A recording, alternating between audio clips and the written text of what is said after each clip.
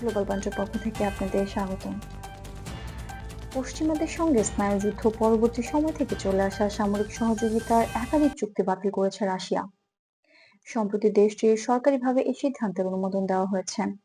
আন্তর্জাতিক নিরাপত্তা ও ইউরোপীয় রাজনীতির প্রেক্ষাপটে এই পদক্ষেপকে গুরুত্বপূর্ণ হিসেবে দেখা হচ্ছে।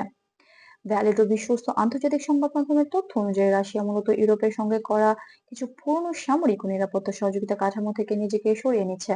এসব চুক্তির লক্ষ্য ছিল ইউরোপ অঞ্চলে সামরিক স্বচ্ছতা বজায় রাখা, অস্ত্র নিয়ন্ত্রণের সমঝোতা এবং পারস্পরিক আস্থা তৈরি করা। তবে সময়ের সঙ্গে সঙ্গে রাশিয়ার দাবি এই কাঠামোগুলো আর বর্তমান বাস্তবতার সঙ্গে সামঞ্জস্যপূর্ণ নয়। রাশিয়ার পররাষ্ট্রনীতি সংশ্লিষ্ট কর্মকর্তারা জানিয়েছেন, ইউরোপের নিরাপত্তা পরিবেশ গত কয়েক বছরে বড় পরিবর্তন এসেছে। বিশেষ করে উত্তর আটলান্টিক জোটের সম্প্রসারণ, পূর্ব ইউরোপের প্রতিরক্ষা ব্যবস্থা জোরদার করা এবং সামরিক প্রতিযোগিতার ধরন বদলে যাওয়াকে তারা এই সিদ্ধান্তের পেছনে প্রধান কারণ হিসেবে দেখছেন। রাশিয়ার বক্তব্য, এসব পরিবর্তনের ফলে আগের চুক্তিগুলো একতরফা হয়ে পড়েছে এবং সমান ভিত্তিতে সহযোগিতার সুযোগ আর থাকছে না।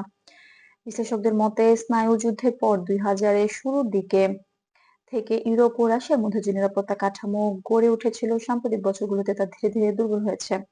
2024 এবং 2025 সালে সেই সম্পর্ক আরো জটিল রূপ নেয়। রাশিয়ার চুক্তি বাতিলের সিদ্ধান্তকে সেই দীর্ঘ প্রক্রিয়ার একটি অংশ হিসেবে দেখা হচ্ছে।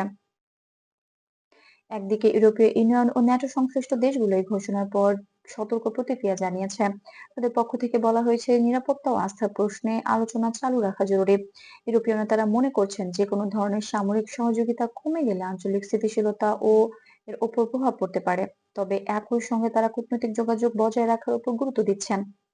আন্তর্জাতিক সম্পর্কের বিশেষজ্ঞরা বলছেন, এই সিদ্ধান্তের ফলে ইউরোপের নিরাপত্তা কাঠামোতে নতুন করে পর্যালোচনা প্রয়োজন দেখা দিতে পারে। অস্ত্র নিয়ন্ত্রণ, সামরিক তথ্য বিনিময় এবং পারস্পরিক পর্যবেক্ষণ, এসব ক্ষেত্রে ভবিষ্যতে কি ধরনের ব্যবস্থা নেওয়া হবে তা নিয়ে আলোচনা বাড়তে পারে। যদিও এখনো কোনো পক্ষই সরাসরি বড় ধরনের সংঘর্ষমূলক অবস্থানের কথা বলছে না।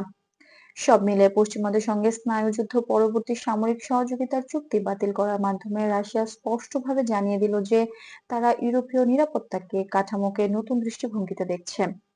আগামী দিনে এই সিদ্ধান্ত ইউরোপ ও রাশিয়ার সম্পর্ক কোন দিকে যাবে সেটি এখন আন্তর্জাতিক পর্যবেক্ষকদের মূল আগ্রহের বিষয়। এই ছিল আজকের বিশ্লেষণ। এমন আরো আন্তর্জাতিক গুরুত্বপূর্ণ সংবাদ ও ব্যাখ্যা পেতে গ্লোবাল পয়েন্টের সঙ্গেই থাকুন। ভিডিওটি ভালো লাগলে লাইক দিন, মতামত শেয়ার করুন এবং নিয়মিত আপডেট পেতে আমাদের চ্যানেলটি সাবস্ক্রাইব করতে ভুলবেন না। ধন্যবাদ।